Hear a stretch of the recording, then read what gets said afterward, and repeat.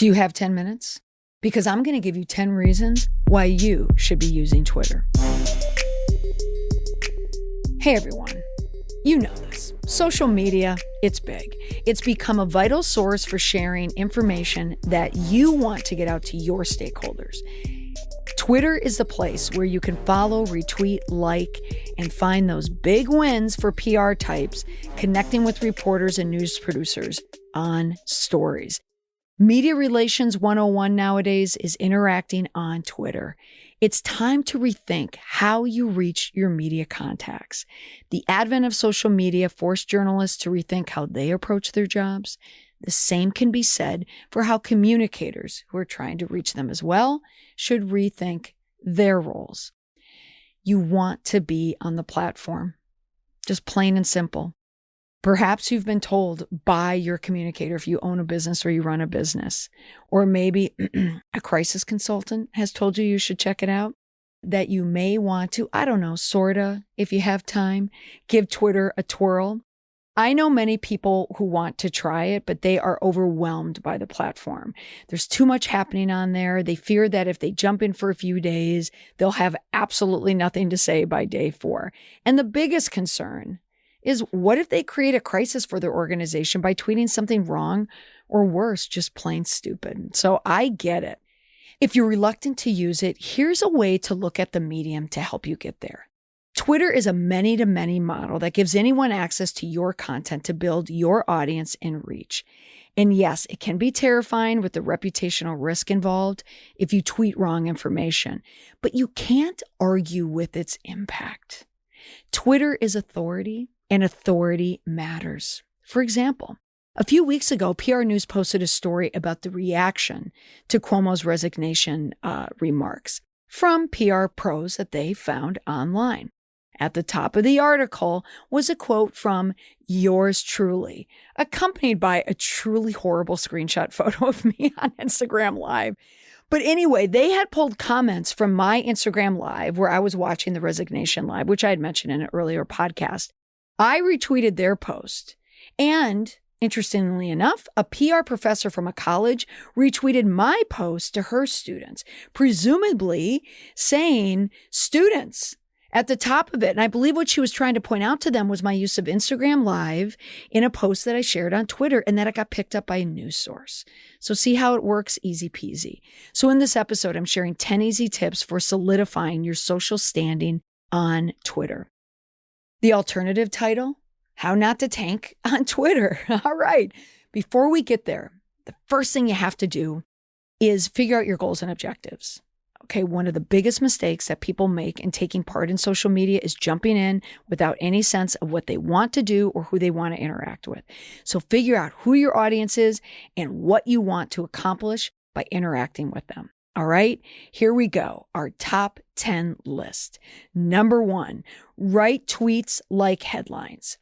Twitter readers are scanners, so you need to write to grab someone's attention.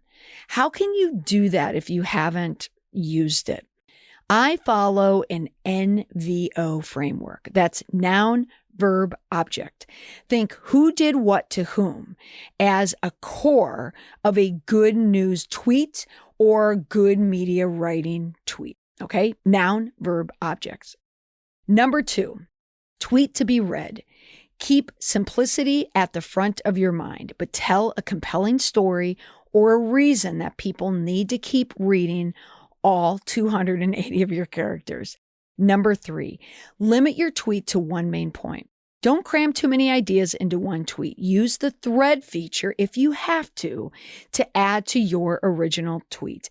If you want to see a thread, you look for the thread emoji. And come to think of it, as I'm recording this, on Twitter, I'm going to share this episode post and I'm going to use a thread as an example.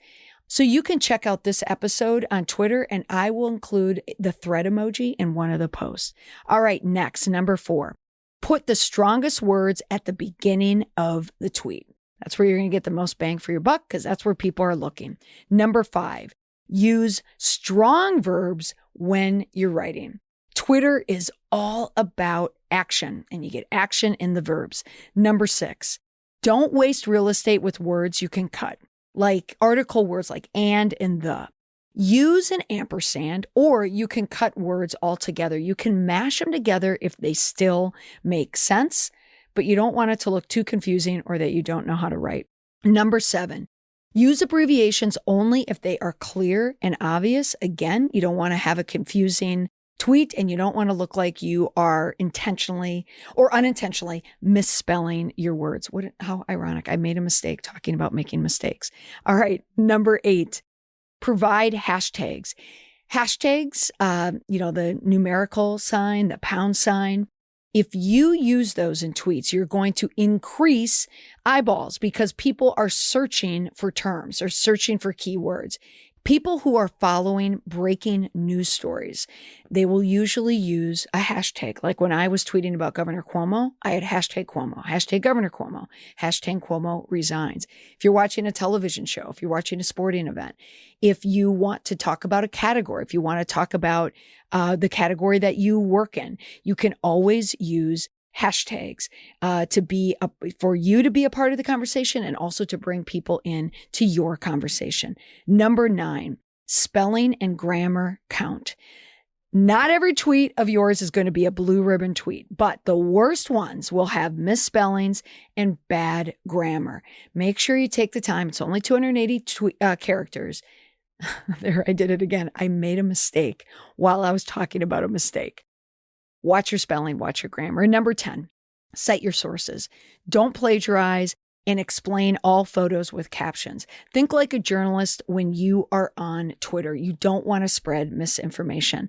That's your top 10 list. I'm also going to add a few extra tips here as well.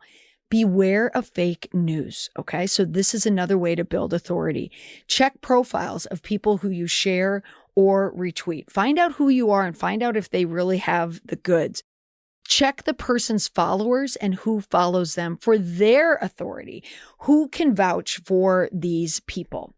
And also, just as an aside, fleets, which I loved using, they were like these 30-second and 1-minute video captures. They were like Instagram stories. They're gone now. And I really enjoyed them. So fleets are gone. Now, how to get started on Twitter today. Top 3 tips. Number 1.